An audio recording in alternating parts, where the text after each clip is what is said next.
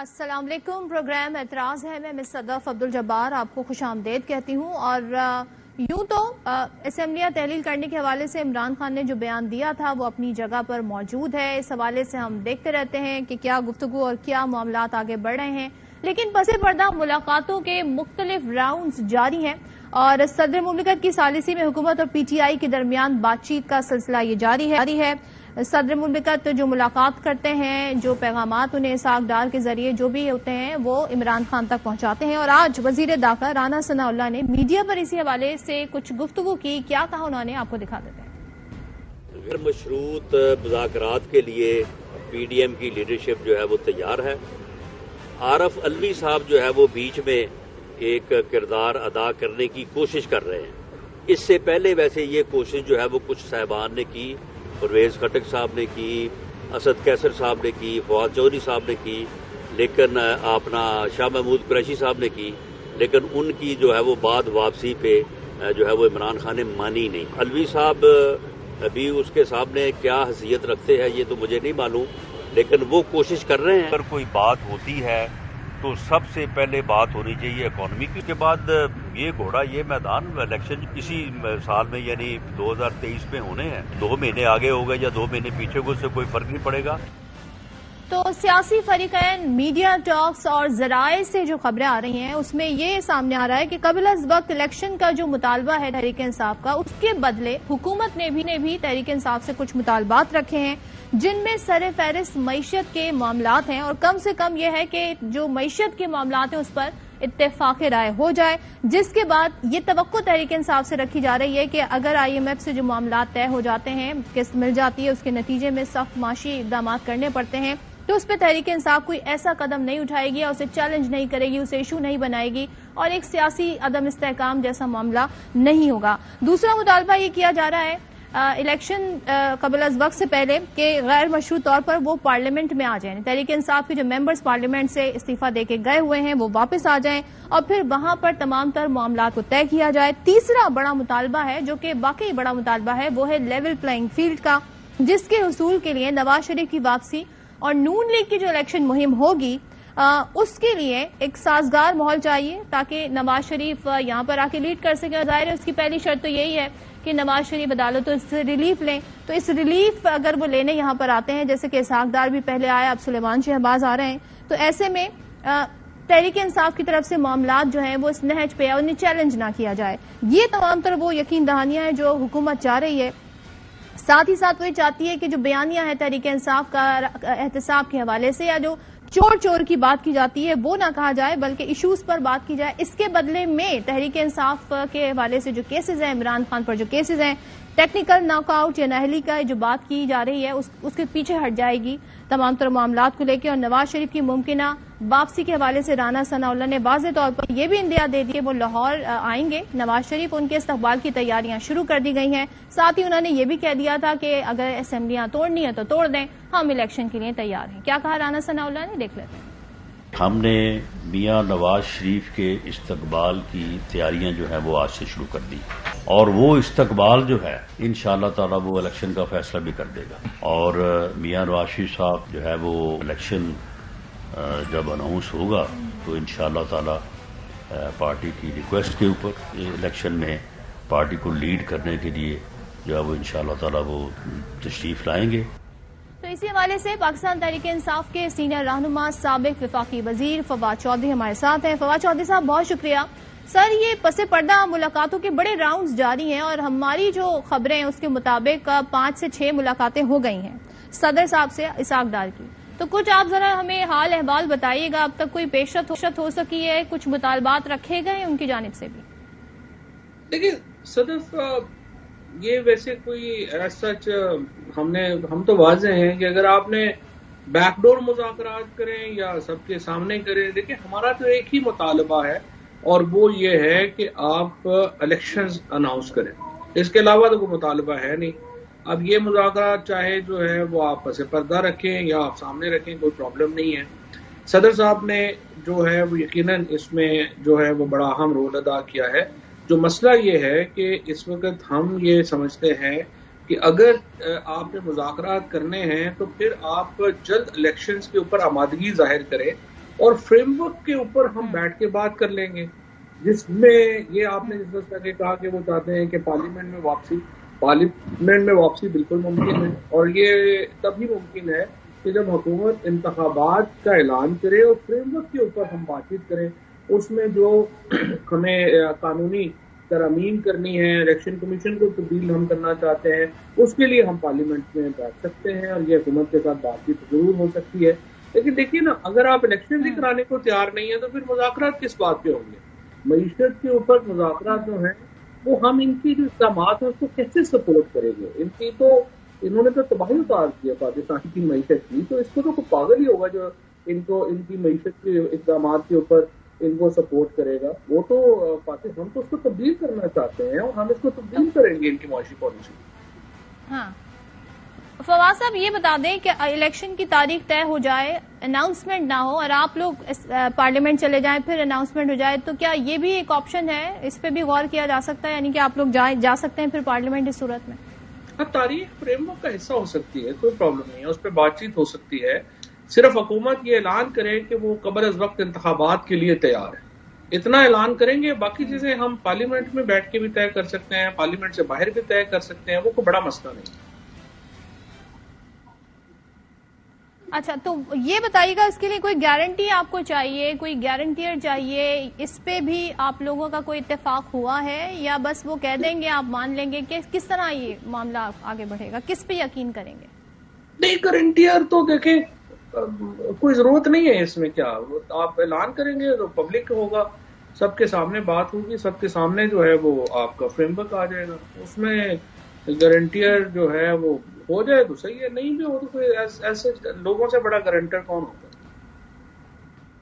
اچھا، یہ آپ لوگ کی خواہش ہے کہ رمضان سے پہلے الیکشن ہو، اور اسد عمر صاحب بھی گفتگو کرتے ہوئے یہ کہتے ہیں کہ درمیان کا راستہ نکل سکتا ہے۔ رانا ثناء اللہ بھی اور حکومت کے لوگ بھی اندیا دیتے نظر آتے ہیں کہ 2 ماہ آگے پیچھے الیکشن ہو سکتے ہیں۔ تو اگر یہ تاریخ مئی جون تک چلی جاتی ہے تو اس پر آپ کو کوئی اعتراض ہوگا یا آپ کہیں گے چلیں ٹھیک ہے، مارچ سے آگے مئی جون تک معاملہ آگے بڑھ جائے تو کوئی اس میں حرج نہیں ہے؟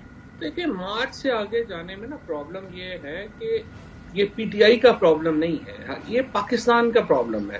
ہمیں دیکھیں نا، مجھے آپ یہ بتائیں 7 مہینوں میں $16 بلین سے ریزرو جو ہیں وہ آگے ہیں $7 بلین کے اوپر۔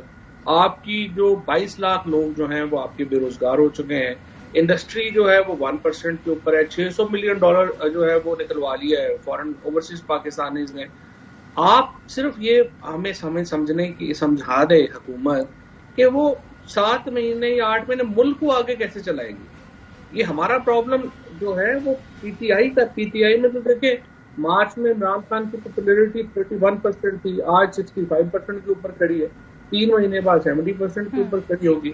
سو ہمیں تو ٹائم فریم ہمارا پرابلم نہیں ہے، ٹائم فریم پاکستان کا پرابلم ہے، اور ہم سب کو اپنے پاؤں سے آگے سوچنے کی ضرورت ہے کہ پاکستان میں اسٹیبلٹی نہیں آئے گی، اکانومی کیسے اسٹیبل ہوگی، اور اکانومی اسٹیبل کرنے کا ان کے پاس کوئی پلان نہیں ہے۔ تبھی انہوں نے معیشت کے حوالے سے شرط رکھی کہ پہلے آپ اس پہ بات کریں، پھر ہم آپ کی بات سن لیتے ہیں تاکہ اسٹیبلٹی آئے اور پھر بات چیت مزید آگے بڑھ سکے۔ تو آپ سمجھتے ہیں کہ جو معیشت والی شرط ہے آپ اس میں اکوموڈیٹ کر سکے گی تحریک انصاف؟ دیکھیے صدف، بات یہ ہے معیشت آپ نے شارٹ ٹرم میں، آپ کا کیا مسئلہ، آپ کے پاس ڈالر نہیں ہے، اور ڈالر آپ نے کیسے لینے ہیں؟ آپ نے اپنے دوست ملکوں سے ڈالر لینے ہیں۔ اب وہ دوست ملک جو ہیں، جو چائنا ہے، قطر ہے، یو اے ای ہے، سعودی عربیہ جیسے جو ملک ہیں، وہ ایکچولی وہ اس وقت پاکستان کو اس وقت تک نہیں امداد دیں گے جب تک کہ اسٹیبلٹی نہ ہو، اور اسٹیبلٹی آ نہیں سکتی جب تک الیکشن نہ ہو۔ تو مجھے آپ بتائیے کہ اس کا کیا، ہم اوبیسلی جو انہوں نے احمقانہ پالیسی، آپ دیکھیے 7 مہینے انہوں نے ضائع کیے، انہوں نے روس سے تیل نہیں لیا۔ جب عالمی مارکیٹ میں تیل جو ہے وہ $72 پہ آ گیا تو ان کو یاد آ گیا کہ ہم نے تو روس سے تیل لینا تھا، اب ادھر بھاگے ہوئے ہیں۔ ان کی جو کنفیوژن ہے ایکچولی وہ اتنی زیادہ ہے کہ دیٹ ہیز کاسٹڈ ہمیں پاکستان کو بہت بڑی قیمت ادا کرنی پڑی ہے ان کی احمقانہ حرکتوں کی۔ پھر آپ دیکھیے انہوں نے پہلے 7 مہینوں میں پہلے مفتاح کو لگایا، مفتاح اسماعیل کے بعد جو ہے وہ ڈار نے سازشیں کر کے وہ آ گیا ہے، اب ڈار کو مفتاح کرٹیسائز کر رہا ہے، وہ ان کو کرٹیسائز کر رہا ہے، وہ سمجھ نہیں آ رہی کس کی کیا پالیسی ہے۔ شہباز شریف وغیرہ، بلاول وغیرہ تو آپ کو پتہ نظر ہی کبھی نہیں آئے۔ آپ مجھے بتائیے پاکستان میں انڈسٹری بند ہو رہی ہے، آپ کو نام ہی پتا ہوگا انڈسٹری منسٹر کون ہے؟ پاکستان میں امپورٹ جو ہے، ہماری امپورٹ ایکسپورٹ جو ہے وہ بالکل نیچے لگ گئی ہے. آپ نے کبھی ہمارے کامرس منسٹر کا نام ہی نہیں سنا ہوگا کہ اس نے کبھی پریس کانفرنس کی ہو، کوئی اپنی پالیسی بتائی ہو. وہ سارے ایک طرف ہمارے پاس کہہ رہے ہیں کہ زہر کھانے فواز کے صاحب پیسے، وہ یہ چاہتے ہیں، وہ یہ کہتے ہیں، ایک بیانیہ ان کا یہ بھی ہے کہ آپ لوگ کی جو سیاست ہے یا جو آپ لوگ تنقید کرتے ہیں اس کی وجہ سے جو باہر سے انویسٹر ہے، جو پیسہ دینے ہیں جنہوں نے دوست ممالک نے، وہ گھبرا رہے ہیں کہ یا تو عدم استحکام ہے، سیاسی عدم استحکام ہے. وہ ایسی آپ سے کنڈیشن مانگ رہے ہیں کہ اگر ہم کوئی سخت فیصلے کرتے ہیں شارٹ ٹرم کے ہی صحیح، تو اس میں آپ ظاہر مہنگائی ہو گئی، دیکھیں عوام پہ مہنگائی کا بم گرا دیا، یہ والی جو ایک احتجاج ہے اس رخ کی طرف نہ جائیں، ان کے فیصلوں کو چیلنج نہ کریں. یہ کوآپریشن دینے کو تیار ہیں آپ؟ مجھے بتائیے آپ کیوں نہ جائیں؟ جب احمقانہ طور کے اوپر جب عمران خان کی حکومت تھی اور $109 کا تیل تھا تو ہم دے رہے تھے، پیٹرول دے رہے تھے، یہاں پہ ہم جو ہے وہ $145 کے اوپر اور اس کے اوپر تھا. اب آ کے انہوں نے جس طریقے سے تیل کی قیمتوں میں، گیس کی قیمتوں میں جو ایک عذاب ڈالا ہے، اس کے اوپر ہم تنقید نہ کریں تو کیا کریں؟ پام آئل ہمارے دور میں، یہ جو خوردنی اپنا گھی ہے، خوردنی تیل ہے، ہمارے دن میں ریکارڈ ہائی تھا. وہ کریپ مارکیٹ کریش کر گئی ہے. پاکستان میں مجھے آپ بتائیں $50 بھی کمی نہیں ہوئی گھی کی قیمت میں. الٹا ہمارے پاس $65 لاکھ نہیں ہے کہ ہم اپنی جو ادرک اور لہسن جو ہے وہ کورس سے چھڑا سکتے ہیں. تو ہم اس کو کیسے، آپ اس کو کوئی پاگل ہی ہوگا نا جو ان کی پالیسیز کو سپورٹ کرے گا. ان میں تو عقل ہی نہیں ہے. مطلب ٹھیک ہے. تیسری شرط جو خبریں جو آئی ہیں وہ ایک لیول پلائنگ فیلڈ، جس کا مطالبہ خود مریم نواز صاحبہ جب وہ یہاں تھیں جانے سے پہلے وہ یہ پریس کانفرنس میں کر کے گئیں کہ اب باتیں ہو رہی ہیں کہ نواز شریف نے واپس آنا ہے، الیکشن مہم میں حصہ لینا ہے، لاہور اگر آتے ہیں، ظاہر ہے پنجاب سے بڑی جڑی ہے ان کی سیاست. تو ایسے میں آپ لوگ کوئی مشکل نہیں کریٹ کریں گے؟ لاہور اترنے کی اجازت ملے گی؟ کیا کریں گے آپ لوگ؟ کیا سوچا ہے پارٹی پالیسی کیا ہے اس پر؟ نہیں، وہ ہم نے کیا کرنا ہے، وہ تو نواز شریف جانے اور عدالتیں جانے. وہ تو نواز شریف نے آنا ہے تو آئے، ہمیں تو کوئی پرابلم، بلکہ آنا چاہیے انہیں. وہ تو بیٹھے ہوئے ہیں. نواز شریف فیملی تو ایک عرصے سے ان کی جو پالیسی ہے وہ وہی ہے جو منگولز کی تھی اس ریجن کے بارے میں، یا کہ اور جو ہمارے یہاں پہ آتے تھے فاتحین، وہ یہی کرتے تھے کہ وہ آتے تھے، لوٹتے تھے، باہر چلے جاتے تھے، پھر اس کے بعد آتے تھے، پھر لوٹتے تھے، باہر چلے جاتے تھے. یہی کچھ شریف فیملی اور زرداری فیملی کرتی ہے پاکستان کے ساتھ. ساری عمر یہ جا کے لندن بیٹھتے ہیں، اس کے بعد آتے ہیں. پنجاب میں آپ کی حکومت ہے نا، تو اگر وہ آگے اپنی جلسے کرتے ہیں یا بڑھتے ہیں، جو جس بھی طریقے سے سیاست آگے بڑھاتی ہے، تو پنجاب حکومت اس میں کوئی ہرڈل کریٹ نہیں کرے گی؟ نہیں، ہم جلسے جلوسوں کو، ہم کوئی رانا ثناء اللہ تو نہیں ہے.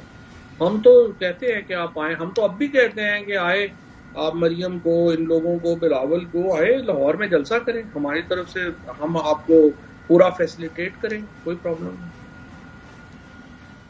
آج نواز شریف صاحب بڑی ریئر میڈیا ٹاک کرتے ہیں صاحب. آج انہوں نے میڈیا ٹاک کی اور انہوں نے کہا کہ آپ نے ملک کے اندر اور باہر کوئی کسر نہیں چھوڑی ان کے خاندان کو بدنام کرنے میں. کیا کہا، ذرا سن لیتے ہیں. ڈیلی میل ہے، اس نے معافی مانگی ہے شہباز شریف صاحب سے. یہ عمران خان کو اور شہزاد اکبر، ان کے ساتھیوں کو بھی، ان کی پارٹی کو بھی اپنا سر شرم سے جھکانا چاہیے. ہم نے پاکستان کو اور پاکستان کی سیاسی لوگوں کو ملک کے اندر بھی اور ملک سے باہر بھی ہم نے بدنام کرنے کے کوئی بھی جو ہے وہ کسر نہیں چھوڑی.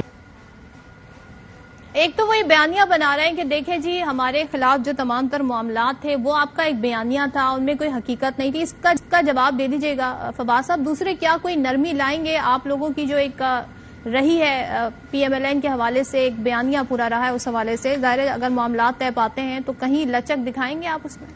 دیکھیں، پہلی بات تو یہ صدر ایک چیز تو آپ کریکشن کریں، انہوں نے میڈیا ٹاک نہیں کی، انہوں نے کبھی بھی نہیں کی.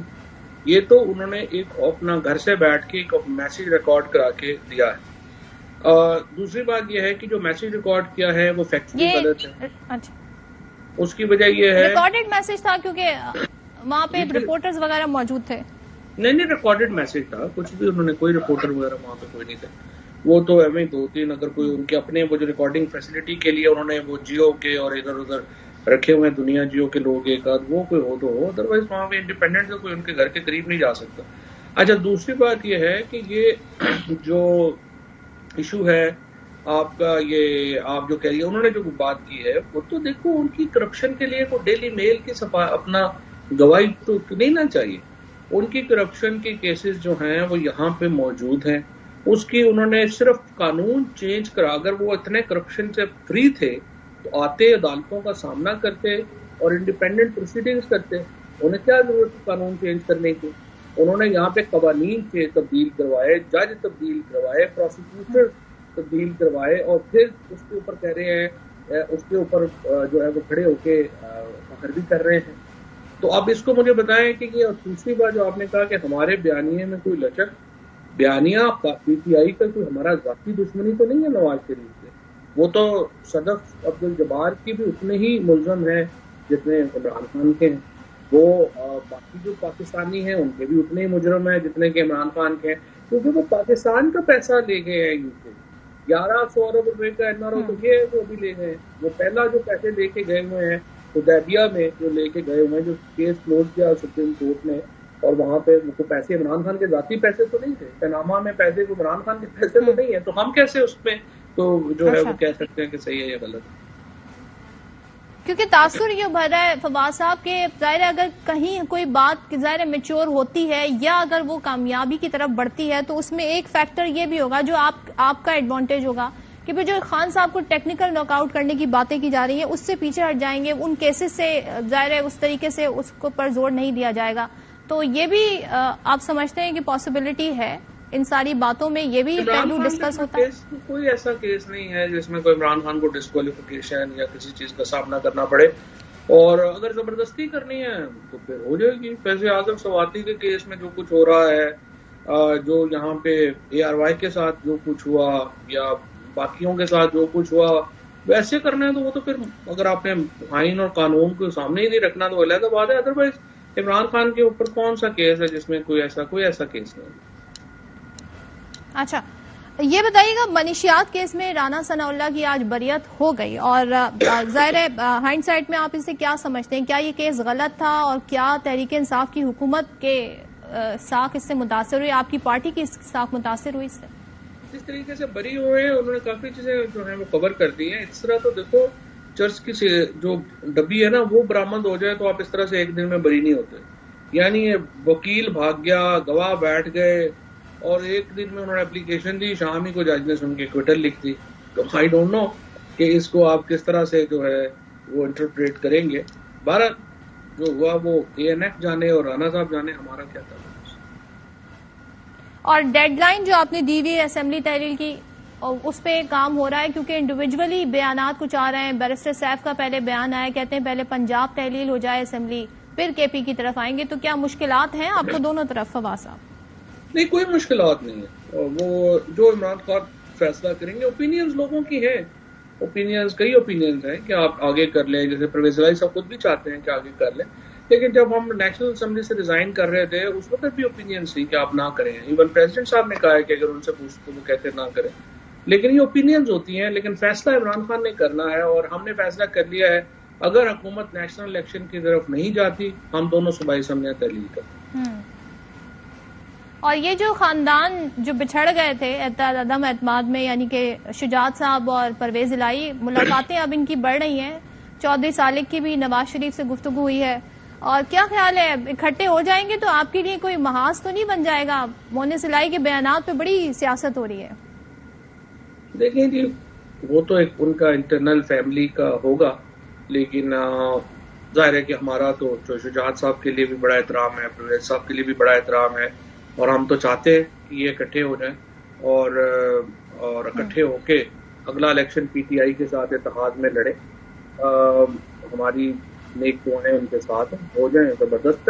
پرویز الہی صاحب ظاہر ہے ہمارے ساتھ ہیں, مونس صاحب. Is it a matter of concern for you جب رانا ثناء اللہ کہتے ہیں کہ ہم بھی انہیں وزیر اعلیٰ بنا سکتے ہیں, پرویز الہی کو صالح حسین کہتے ہیں کہ پرویز الہی اسمبلیاں نہیں توڑیں گے اور ساتھ چھوڑ دیں گے, اسمبلیاں نہیں توڑیں گے, تو یہ آپ لوگوں کے لیے کچھ لمحہ فکریہ ہے فواز صاحب؟ دیکھیے, جو مونس الہی یہ جو وزیر اعلیٰ بنانے والا معاملہ نا, یہ 1997 سے شریف فیملی نے, اور آپ کو میں یہ بھی یاد کرا دوں کہ آپ لوگوں سے پوچھیں کہ 97 میں یہ خانہ کعبہ میں جا کے میاں شریف صاحب نے وعدہ کیا پرویز الہی صاحب سے کہ وہ وزیر اعلیٰ ہوں گے, اور اس کے بعد جب 2/3 میجورٹی آ گئی تو یہ لوگ جو ہے وہ بدل گئے اور انہوں نے شہباز شریف کو وزیر اعلیٰ جو ہے وہ بنا دیا. سو پرویز الہی صاحب ان کو بڑا پرانا جانتے ہیں، صدر صاحب سے زیادہ پرانا جو ہے وہ پرویز الہی ان کو جانتے ہیں، اور وہ فیصلے ان کو پتہ ہے ان کی سیاست جو ہے وہ پی ٹی آئی کے ساتھ ہے اور پی ٹی آئی کے ساتھ ہی یہ سیاست جو ہے ان کی آگے بڑھے گی.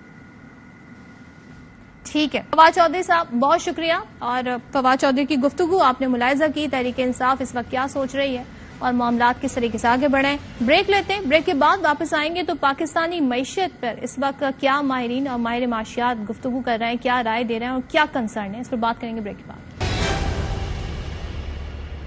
Welcome back once again. اور بات کریں گے معیشت کے حوالے سے. پاکستان کا لیکوڈیٹی کرائسس جو ہے وہ شدت اختیار کر گیا ہے اور زر مبادلہ کے سرکاری ذخائر $7 ارب سے نیچے آ گئے ہیں، جو کہ 4 سال کی کم ترین سطح بتائی جا رہی ہے. اور یہ بھی بتایا جا رہا ہے کہ زیادہ سے زیادہ ایک ماہ کی ملکی امپورٹس کے برابر ہے. اگر دوست ممالک کے سیف ڈپازٹس میں جو رکھے گئے ہیں $10 ارب ان کو مائنس کر دیا جائے تو پھر زر مبادلہ کا جو بیلنس ہے وہ منفی میں چلا جاتا ہے.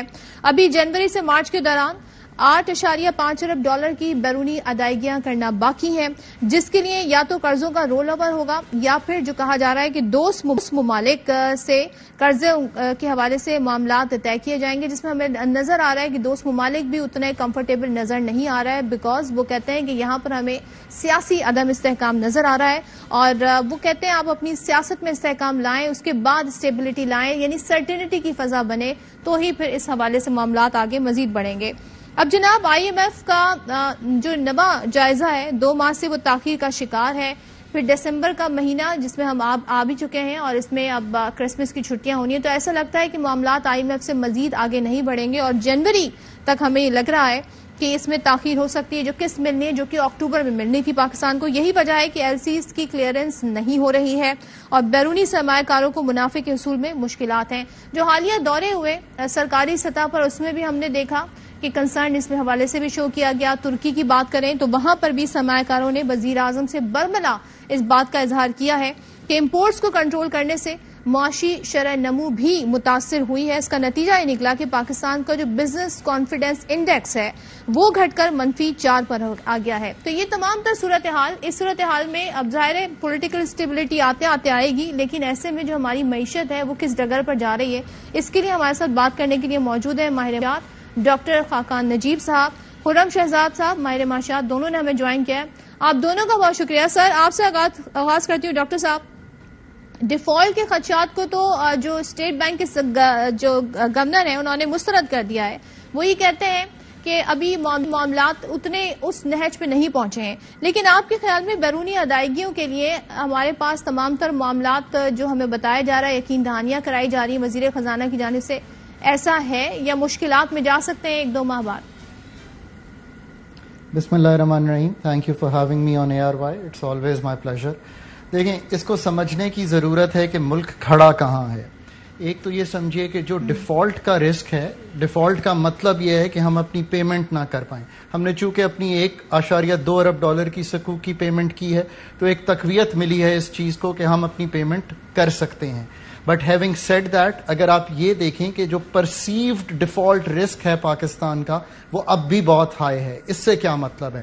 $6.7 ارب کے آپ کے ذخائر ہیں، $32 ارب آپ نے ارینج کرنے ہیں اس سال میں پورے، جس میں سے صرف اس وقت آپ کے پاس $4.8 بلین آیا ہے اور کچھ رول اوورز ہوئے ہیں اور باقی ہونے باقی ہیں. $32 ارب میں سے $10 ارب کرنٹ اکاؤنٹ کا خسارہ ہے اور $22 سے $23 ارب آپ نے دینے ہیں. مارکیٹس ابھی بھی شور نہیں ہے کہ یہ رقم ہم ارینج کر پائیں گے. تیسری چیز، بیلنس آف پیمنٹس میں جو آپ کا مالی خسارہ ہوتا ہے، یعنی کہ جو ہم بیرونی ادائیگیاں کرتے ہیں، اس میں یہ دیکھیے کہ آپ کی ایکسپورٹس جو ہیں وہ تقریباً سٹیگننٹ ہیں یا ذرا سی منفی ہیں پچھلے سال سے، اور آپ کی ریمیٹنسز جو ہیں وہ فال کر گئی ہیں. اور چوتھی چیز یہ دیکھیے کہ جو گلوبل سناریو ہے وہ بہت مشکل ہوتا چلا جا رہا ہے، اس لیے کہ دنیا بھر ریسیشن میں ہے، سو آپ کی ایکسپورٹس بھی سلو ہوں گی. اس میں آپ کو بہت ہی ایکیوٹلی گڈ مینجمنٹ کرنی ہے، اپنے آپ کو آگے لے کر چلنے کی. اگلے 6 ماہ میں دسمبر کو انکلوڈ کریں. IMF ڈیلے ہو گیا ہے 3 نومبر کو پروگرام، اس کی قسط ڈیلے ہونا $1.2 بلین کی ایک مشکل چیز ہے، ایک بیڈ سگنل دیتی ہے. اس کو واپس لانا آپ کے لیے کلیدی حیثیت رکھتا ہے. اگر آپ نے انسکیتھڈ سے مانی ہے کہ آپ نے بغیر تکلیف کے، بغیر سری لنکا بنے یا اپنے پرسیوڈ ڈیفالٹ رسک کو ہائی رکھنے کی بجائے نیچے لا کر گزارنا ہے. ایف ڈی آئی تقریباً 58% پہلے 4 ماہ میں گر گئی ہے. آپ کا فائنینشیل اکاؤنٹ ڈسٹربڈ ہے. یہ بہت ہی ایک مشکل پکچر ہے جس میں سے پاکستان گزر رہا ہے. ٹھیک ہے، آپ نے کہا کہ اس کے لیے بڑی ہمیں مینجمنٹ اپنی ایکیوٹ کرنی پڑے گی اور مشکل معاملات نظر آ رہے ہیں. خرم شہزاد صاحب، جو $32 ارب کے بیرونی قرضے حکومت نے اس مالی سال لینے ہیں، پہلے ہی بتائیں کیا یہ پروجیکشن درست ہے؟ کیونکہ پاکستان کی ایکسپورٹس بھی گر گئی ہیں اور ملک میں ڈالر کے مختلف ریٹس ہونے کی وجہ سے ہم یہ دیکھ رہے ہیں کہ ترسیلات زر میں بھی کمی ہوئی ہے. تو یہاں پر کوئی آپ کو سلور لائننگ نظر آ رہی ہے؟ کیا امید رکھی جا سکتی ہے ساری صورتحال میں؟ جی بہت شکریہ. دیکھیں، اس میں نا کمٹمنٹ شو کرنے کی اب ضرورت ہے. ایک ایشو بڑا یہ ہوا ہے کہ ہماری جو کریڈیبلٹی ہے ایز اے بوروور، یعنی کہ آپ قرضہ لینے جاتے ہیں دنیا سے اور پھر قرضہ لے کے اسے استعمال کرتے ہیں، پھر اس کو واپس بھی دیتے ہیں. اتنی کیپیسٹی کریٹ کرتے ہیں کہ جتنا قرضہ لیں اس کو صحیح جگہ لگائیں اور پھر اس کے بعد اپنی کیپیسٹی کریٹ کریں، گروتھ لے کر آئیں، امپلائمنٹ جنریٹ کریں تاکہ معیشت میں یہ استطاعت آ سکے کہ وہ اپنا قرضہ بھی واپس دے اور اپنے آپ کو گرو بھی کروائے. تو یہ جو کریڈیبلٹی ہے نا، یہ آہستہ آہستہ ہرٹ ہوتی جا رہی ہے. وہ کیسے ہرٹ ہوتی جا رہی ہے؟ کچھ ڈیسیشنز ڈیلیڈ ہوئے ہیں کافی زیادہ. یعنی کہ یہ گورنمنٹ بھی جب آئی تھی پچھلی گورنمنٹ کو چینج کر کے، تو اس نے کچھ ڈیسیشنز تھے جو شروع میں لے لینے چاہیے تھے جو نہیں لیے، جس کی وجہ سے اب اس نہج پہ ہم پہنچ چکے ہیں کہ ہم چھوٹی چھوٹی پیمنٹس جو ہیں وہ واپس نہیں کر پا رہے ہیں. تو آپ کہہ سکتے ہیں ہم مائنر ڈیفالٹس کر رہے ہیں. ایسا نہیں کہ ہم نہیں کر رہے، افیکٹولی ہم مائنر ڈیفالٹس کر رہے ہیں. یعنی کہ کوئی ایئر لائن کی پیمنٹ اگر ہم نہیں کر پا رہے یا کوئی جو ہے کسی سافٹ ویئر کمپنی کی پیمنٹ ہم نہیں کر پا رہے بڑی، تو یہ مائنر ڈیفالٹس ہی ہیں. اس سے پرابلم یہ ہو رہا ہے کہ ہماری امیج خراب ہوتی جا رہی ہے بنسبت اس کے کہ ہم نے جو ہے $1.2 بلین کا بانڈ ری پے کیا ہے. تو کرنا کیا چاہیے؟ کرنا یہ چاہیے کہ آج اگر آئی ایم ایف آپ کے ساتھ بات ڈیلے کر رہا ہے تو اس کی ایک بڑی وجہ یہ ہے کہ آپ نے اپنے ان ہاؤس جو ہے کمٹمنٹ ہونے کی. تو میرے خیال میں سب سے بڑا جو پرابلم ہے وہ فسکل ڈیفیسٹ ہے. یعنی کہ جو خرچے اخراجات ہیں اور جو ہم ٹیکس وصول کرتے ہیں، اس میں ہم نے بڑی جو ہے وہ جو ہے نا اتنا زیادہ خرچ کیا ہے قرضے لے کر. آپ کو پتا ہے، ہم تو فارن ڈیٹ کی آپ بات کر رہی ہیں نا کہ بیرونی قرضہ. آپ کو پتا ہے لوکل قرضہ کتنا ہو گیا ہے؟ ڈومیسٹک قرضہ اسٹیٹ بینک 5 ٹریلین روپیز جو ہے وہ انجیکٹ کر رہا ہے، بینکس کو دے رہا ہے تاکہ وہ گورنمنٹ کو جو ہے وہ لونز دے سکیں بینک. آپ کو پتا ہے اتنا بڑا ہمارا قرضہ لوکل بھی ہو چکا ہے. تو لوکل ڈیفالٹ کا بھی پرابلم ہے اور انٹرنیشنل کا تو ہے ہی. تو میرا خیال میں ہمیں یہ کرنا چاہیے کہ جو فسکل ڈیفیسٹ ہے نا، اس پہ اسٹیٹ جو آپ کے ٹیکسز ہیں، جو اس کے اخراجات ہیں اس پورے سال کی جو بجٹ دیا تھا گورنمنٹ نے، اس پہ اسٹیٹ 20-30% کٹ کرے اور وہ شو کرے کہ دیکھیں ہم اپنے گھر کو ٹھیک کر رہے ہیں، آپ ہماری کمٹمنٹ کو ٹرسٹ کریں. تب جا کے آپ آئی ایم ایف بھی جو ہے بات کرے گا، ٹیبل پہ آئے گا. سعودی عربیہ بھی اب آئی ایم ایف کی وجہ سے بات کر رہا ہے اور چائنیز بھی آئی ایم ایف کی وجہ سے بات کرے. تو کمٹمنٹ شو کرنے کی بات ہے. لیکن ایک لاسٹ بات میں یہ کہوں گا کہ سارے اسٹیک ہولڈرز مل کے کریں گے. 3 ایریاز ایسے ہیں جو سب نے مل کے جو ہے خراب کی. بالکل ساتھ ہی رہے گا. ڈاکٹر خاقان آپ کیا کہیں گے؟ جی ہاں جی، آپ کی پوائنٹ آگے اس کو آگے لے کے چلتے ہیں. اسٹرکچرل معاملات تو ہمیں زیادہ تر نظر آ رہے ہیں، لیکن ہم یہ دیکھ رہے ہیں ہماری پالیسیز اوور آل معیشت کے حوالے سے ہمیشہ شارٹ ٹرم نظر آئی ہیں، کیونکہ یہاں تک معاملات آنے کا مطلب ہے جو معاشی صورتحال ہوتی ہے وہ اوور نائٹ تو نہیں ڈیولپ ہو جاتی. کہیں نہ کہیں وہ ریڈ فلیگز تھے جنہیں نظر انداز کیا گیا اور آج ہم یہاں پہنچے. انتظامی خامیوں کو کیوں نہیں دور کیا جا سکا، اس پر کیا کہے گا؟ کیونکہ ڈالرز کی کمی ہے. وزارت خزانہ آپ کی خود بتا رہی ہے کہ ڈالرز مالٹوں کے کریٹس میں افغانستان اسمگل ہو رہے ہیں. تو یہ تو سیدھا ایڈمنسٹریٹو معاملہ ہے، اس کو کیوں نہیں حل کیا جا سکتا؟ اس میں کیا مشکلات آپ کو دکھ رہی ہیں؟ تو دیکھیں، آپ نے بات بالکل سامنے صحیح رکھی ہے. پاکستان ایک ڈالر لیکوڈیٹی کرائسس میں ہے اس وقت. اس کا مطلب یہ ہے کہ ڈالر آ بھی کم رہا ہے اور ہماری ڈیمانڈ زیادہ ہے. اس کو میٹ کرنے کے لیے پہلے ہم دیکھتے ہیں آفیشلی کیا ہو رہا ہے. اسٹیٹ بینک جو ہے وہ ایک چیپٹر 84 اور 85 اس میں تقریباً 15% پاکستان کی وہ امپورٹس جن کا تعلق اسینشیل آئٹم سے نہیں ہے وہ کور ہوتی ہیں، اس پہ ایک قدغن لگائے ہوئے ہے، اور یہ الاؤ کر رہا ہے کہ جتنا امپورٹ کا بل ہے اتنا ہماری ایکسپورٹ اور ریمیٹنسز میٹ کر رہی ہوں۔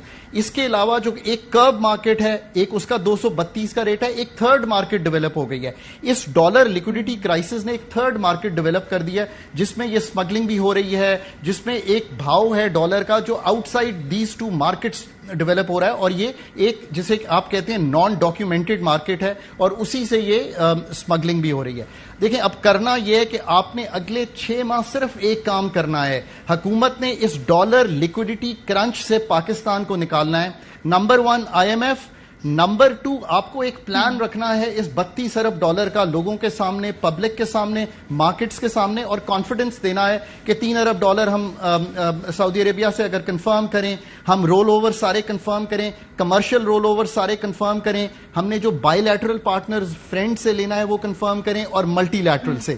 یہ تو آپ کے 6-7 ماہ گزارنے کے لیے مسٹ ہے تاکہ مارکیٹس میں ایک کمفرٹ آئے، اور اسی سے آپ کی ایڈمنسٹریٹو بھی چیز جڑی ہوئی ہے وہ بھی دور ہو جائے گی۔ اور دوسرا آپ کو آبویسلی جو آگے کے 3 سال ہیں نا اس کی کوئی بات نہیں کر رہا، آپ کو 110 ارب ڈالر چاہیے FY24 سے 26۔ آپ کو اپنی ری شیڈیولنگ کے کام کو شروع کرنا ہے، آپ کو وہ کمپٹنس دکھانی ہے۔ IMF کے ساتھ بھی آپ کو فسکل پلان بھی، میکرو پلان بھی، فلڈز کا پلان بھی، یہ سب اگر آپ خود اپنا بنائیں، کریڈیبل بنائیں، سب سٹیک ہولڈرز جو انوالوڈ ہیں ان کو سامنے لائیں، اور IMF کو کنونس کریں آن دا ٹیبل کہ we have a solid plan, ہم ایکسپینڈیچرز کٹ کر رہے ہیں، ہم یہ کر لیں گے، سو یہ کمفرٹ ڈیولپ ہو۔ ٹھیک ہے، آپ کہہ رہے ہیں کمفرٹ ڈیولپ کرنے کے لیے کون سے اقدامات ہیں وہ لینے ضروری ہیں؟ IMF کا بھی آپ نے ذکر کیا، وہ ایسے کیا معاملات ہیں اور کیا مشکلات حائل ہیں کہ IMF سے قسط نہیں مل سکی، اور اگر IMF سے معاملات آگے بڑھتے ہیں تو کیا مشکلات ہوں گی جو سیاسی قیمت کہتے ہیں سیاسی حکومت کہ انہیں ادا کرنی پڑے گی؟ اس پر بات کریں گے بریک کے بعد۔ Welcome back once again. اور اس حکومت نے آنے سے پہلے یہ کہا تھا کہ ہم آئیں گے تو ہم عوام کے لیے ریلیف بھی لے کر آئیں گے، تو اب یہاں پر ہمیں صورتحال تھوڑی سی گمبھیر اس طرح سے نظر آ رہی ہے کہ مہنگائی کی شرح میں کمی کا امکان کم نظر آ رہا ہے، کیونکہ حکومت الیکشن میں تاخیر کی ہمیں ایک وجہ یہ بھی بتاتی ہے کہ الیکشن میں جانے سے پہلے ہمیں عوام کے لیے ریلیف کا بندوبست کرنا ہے، اور اس کے بعد الیکشن میں جانا ہے، تو ہی ظاہر ہے ایک پولیٹیکل پارٹی کے لیے بھی آسان ہوتا ہے۔ یہ کتنا آسان ہوگا اور کیا ہم اگست تک کوئی بہتری دیکھ رہے ہیں؟ خرم صاحب، آپ کو لگتا ہے کہ مہنگائی کی شرح میں کمی آئے گی اور یہ جو عوام جو مہنگائی کی چکی میں پس رہے ہیں ان کے لیے کوئی ریلیف ہو سکے گا آنے والے دنوں میں؟ دیکھیں جی، جہاں تک مہنگائی کا تعلق ہے، بہت اچھا خرم صاحب سے میرا سوال ہے۔ جی دیکھیں، جہاں تک مہنگائی کم ہونے کا تعلق ہے، ایک سلور لائٹنگ یہ ہے کہ ابھی ریسنٹلی آئل پرائسز جو ہے وہ نیچے آئی ہیں۔ رشیا اور یوکرین کے جو وار چل رہی ہے اس کی وجہ سے رشیا پہ جو آئل G7 کنٹریز ہیں اور یورپین کنٹریز جو ہیں انہوں نے $60 کا ایک کیپ لگایا ہے۔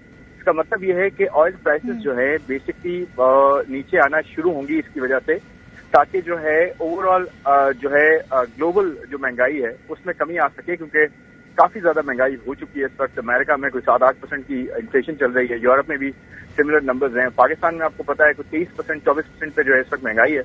تو یہ ایک سلور لائننگ ہے جس سے بہت بڑا امپیکٹ پڑتا ہے ہماری اکانومی پہ بھی، ہماری مہنگائی پہ بھی۔ تو ہو سکتا ہے آنے والے دنوں میں جو گورنمنٹ ہے وہ 2 مرتبہ پرائز پاس آن کرے، اور پیٹرول کی پرائسز $200 یا اس سے بھی نیچے آ سکتی ہیں۔